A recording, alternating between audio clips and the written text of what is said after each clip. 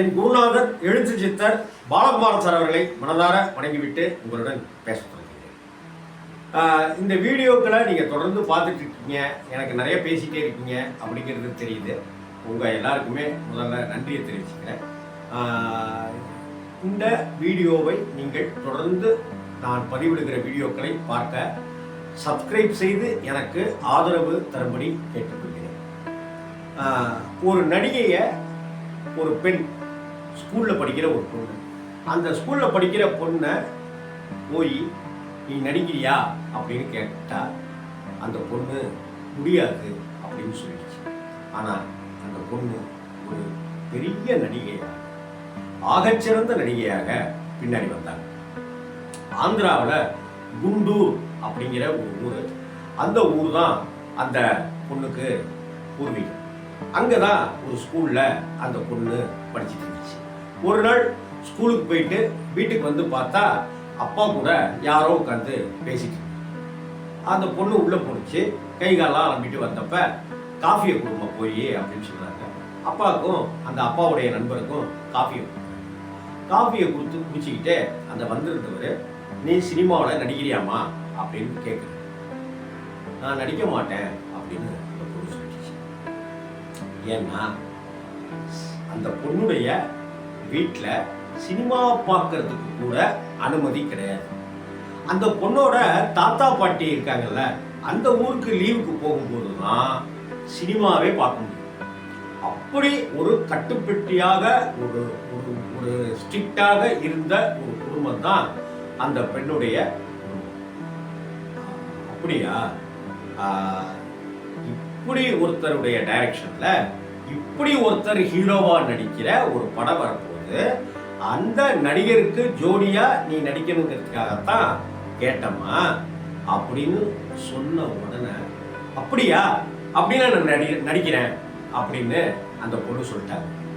எல்லாருக்குமே ஆச்சரியம். ஒரு கட்டத்தில் அவங்க அப்பாவும் அம்மாவும் சம்மதிக்க ஆரம்பிச்சிட்டாங்க. ரைட்டு, பொண்ணு நடிக்கட்டும் அப்படின்னு சொல்லி. சரி, அப்படி அந்த பொண்ணு நடிக்க மாட்டேன் அப்படின்னு சொல்லிட்டு இந்த நடிகர் நடிக்கிறாரு அப்படின்னு சொன்ன உடனே அவருக்கு ஜோடியாவா நான் நடிக்கிறேன் அப்படின்னு சொல்லிச்சுல, அந்த சிறுமி, அந்த இளம்பெண், அந்த நடிகை யார்?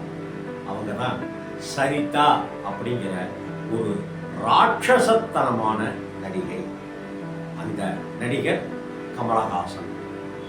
பாலச்சந்தர் சார் தெலுங்குல டைரக்ட் பண்ணின மரோ சரித்திரா அப்படிங்கிற அந்த திரைப்படத்திற்கு ஒரு கருப்பு நிறத்துல கண்களால் பேசக்கூடிய, வெடுக்கு வெடுக்குன்னு பேசக்கூடிய, ஒரு துருதுருன்னு இருக்கக்கூடிய, பொதுவாக பாலச்சந்தர் சார் படங்கள்ல இருக்கிற கதாநாயகி அழுமூஞ்சியா இருக்கவே மாட்டாங்க.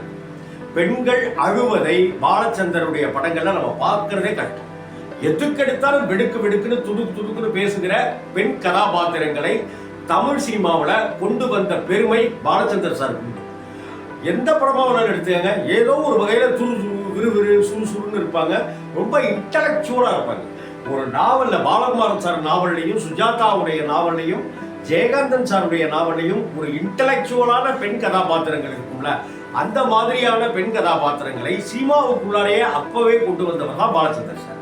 அப்படிப்பட்ட பாலச்சந்தர் சார் மனோ சரித்திரா படத்தை எடுக்கும்போது, கமலஹாசனை ஹீரோவாக்கும் போது ஒரு புதிய நடிகை தேவைப்பட்டாங்க. அது வரைக்க 161 பேரை ஆடிஷனுக்கு கூப்பிட்டு வேண்டாம் வேண்டாம் வேண்டான்னு ரிஜெக்ட் பண்ணார் பாலச்சந்தர் சார். 162வது பெண்ணாக வந்தவர் தான் அபிலாஷா. அந்த அபிலாஷாவை பார்த்ததும் பிடிச்சு போயிடுச்சு. நடிக்க சொன்னப்ப அவங்களுடைய எக்ஸ்பிரஷன் பாலச்சந்தர் சாருக்கு ரொம்ப பிடிச்சு போயிடுச்சு. இவ தாண்டா மரோ சரித்திராவுடைய சொப்னா கதாபாத்திரம் அப்படின்னு முடிவு பண்ணினார். அபிலாஷா அங்கே நடிக்க ஆரம்பித்தார். அபிலாஷாவை இயக்குனர் சிகரம் பாலச்சந்தர் சார் சரிதாவாக்கினார். இதுதான் சரிதா இங்க வந்த கதை. அதோட மட்டுமே விட்டுருல. நீங்க எப்போதுமே எந்த ஒரு நடிகராக இருந்தாலும் சரி, நடிகையாக இருந்தாலும் சரி, யாராக இருந்தாலும் பாலச்சந்தர் சார் கண்ணுல ஒருத்தங்க பட்டுட்டாங்கன்னாக்க அவங்களுக்கு உண்டான வாய்ப்புகளை அள்ளி கொடுத்துக்கிட்டே இருப்பார். அது அப்ப சிவகுமாரை வைத்து எடுத்த படங்களா இருக்கட்டும், ஜெயசித்ராவை தொடர்ந்து பயன்படுத்தின விதமா இருக்கட்டும், கமல்ஹாசன் வந்து 36 படங்களை நடிச்சிருக்கார் பாலச்சந்தர் சார் டைரக்ஷன். நாகேஷ் அவர்களா இருக்கட்டும், மேஜர் சுந்தரராஜனா இருக்கட்டும், எஸ்.என். லட்சுமி அம்மாவா இருக்கட்டும், ஜெயந்தியா இருக்கட்டும், வாணிஸ்ரீயா இருக்கட்டும், சார்லியா இருக்கட்டும், தாமுவா இருக்கட்டும், விவேகா இருக்கட்டும், சூப்பர் ஸ்டார் ரஜினிகாந்தாக இருக்கட்டும், யாராக இருந்தாலும் தனக்கு பிடிச்சிருச்சு, இவன் கிட்ட அவ்வளவு திறமை இருக்கு, இந்த நடிகை கிட்ட அவ்வளவு திறமை இருக்குன்னா அவரை ஒருபோதும் கைவிடவே மாட்டார். இன்னும்னு அப்படி ஒரு கேரக்டர்லாம் கொடுப்பார். தண்ணீர் கேரக்டரை சரிதாவை விட யார் பண்ண முடியும்? அச்சமில்லை அந்த கதாபாத்திரத்தை சரிதாவை தவிர ஒருத்தர் நம்மளால நினைச்சு பார்க்க முடியுமா? அக்னி சாட்சி அப்படிங்கிற ஒரே ஒரு படம் போது சார், சரிதா அப்படிங்கிற ஒரு மகா ராட்சசியினுடைய நடிப்புக்கு தீனி போட்ட படம். அதை விட வேற என்ன வேண்டும்? இங்க தமிழ்ல, தெலுங்குல மனோஜ் சரித்ராவோட அறிமுகப்படுத்திய பாலச்சந்தர் சார் தமிழ்ல சரிதாவை தப்புத்தாளங்கள்ங்கிற படத்துல நடிக்க விட்டார். அந்த தப்புத்தாளங்கள் ஒரு விபச்சாரம் செய்கிற ஒரு கேரக்டரு. அந்த கதையில அந்த கதாபாத்திரத்துல நடிக்கிறதுக்கு ஒரு நடிகை முன்வர மாட்டாங்க. ஆனால் சரிதாவை விட வேறு யாரும் 1% கூட கூடுதலா நடிக்கவே முடியாது. அப்படி ஒரு அசாத்தியமான நடிப்பு. இன்னும் சொல்ல போனா ரஜினி சார் வந்து நீ நடிச்ச படத்துல உனக்கு எது பிடிச்ச படம் அப்படின்னு பாலச்சந்தர் சார் கேட்டப்ப முள்ளு மலர்னு சொன்னார். என்ன எங்கிட்ட கேட்டீங்கன்னாக்க, ரஜினி நடிச்ச படத்திலேயே ராம்ஜி உனக்கு பிடிச்ச படம் எது அப்படின்னு என்கிட்ட கேட்டீங்கன்னாக்க நான் சொல்லுவேன் தப்புத்தாளங்கள். அந்த தப்புத்தாளங்கள், அந்த தேவு கதாபாத்திரமாகவே மனுஷன் வாழ்ந்திருப்பார். சரிதாவுடைய படங்கள் தப்புத்தாளங்கள்ல இருந்து, நூல்வேலியில இருந்து அப்படின்னு வரிசையா படங்கள் வந்துகிட்டே இருக்கு. ஒரு பக்கம் சிவகுமார் கூட நடிக்கிறாரு, ஒரு பக்கம் கமலஹாசன் கூட நடிக்கிறாரு, நெட்ரிகன் மாதிரி ரஜினி கூட நடிக்கிறாரு.